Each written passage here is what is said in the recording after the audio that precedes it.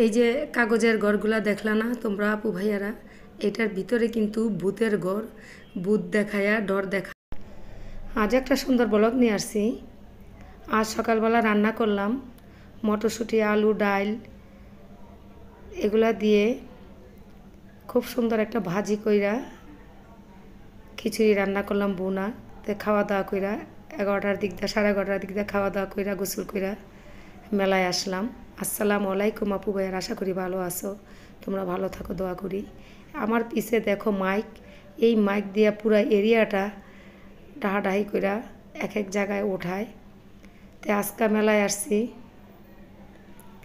21শে ফেব্রুয়ারির মেলা, কিন্তু এত লোকজন আসবে, আমি আমার নাতিকে নিয়ে সকালেই আসলাম।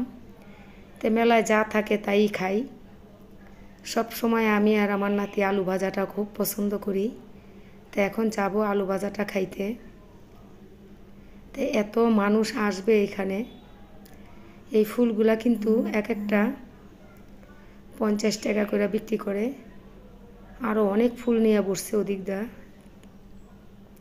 তো মাইকের আওয়াজে সামনে আগাইতে পারি না। এই যে আলু ভাজাটা এত যে মজা লাগে, আমরা ঘরে করি কিন্তু এরকম ভালো লাগে না। ওদের একটা মশলাই, এই যে মশলাটা কি দেয় জানি না, এত যে মজা। তো এক এক পিস কিন্তু 30 টাকা, গরম গরম ভাজতে আছে আর মানুষ প্রচুর খাইতে আছে। তো পিয়াল আমি দুজনই নিলাম, সস বেশি করে, আনলিমিটেড সস, যে যত খুশি খাইতে পারে।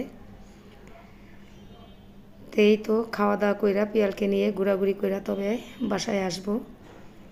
তো বৈশাখে তো কোথাও যাওয়া পড়ে না, 21শে ফেব্রুয়ারিতেও যাওয়া পড়ে না। দ্বারের কাছে মেলা বসে, এখানে আসি।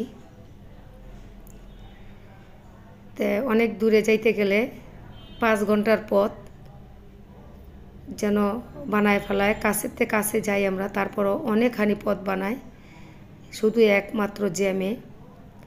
5 ঘন্টা রোডই আমরা বসে থাকি দূরে কোথাও গেলে, এই জন্যই দ্বারের কাছে মেলাগুলা বসে। তো নাতিকে নিয়ে আসি, খুব ভালো লাগে। তো পুরো ভিডিওটি দেখো, ভালো লাগলে অবশ্যই আপুকে একটা লাইক দিবা, সাবস্ক্রাইব করবা।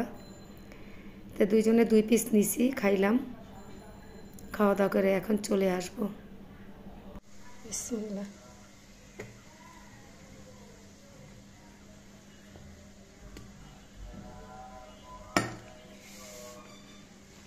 খিচুড়ি রান্না করছি মটরশুঁটি দিয়া, আলু দিয়া,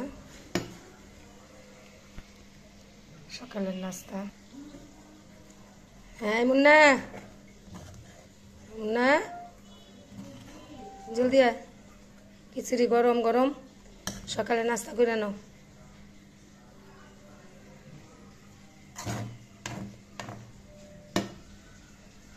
অনেক সুন্দর লোভনীয় খিচুড়ি।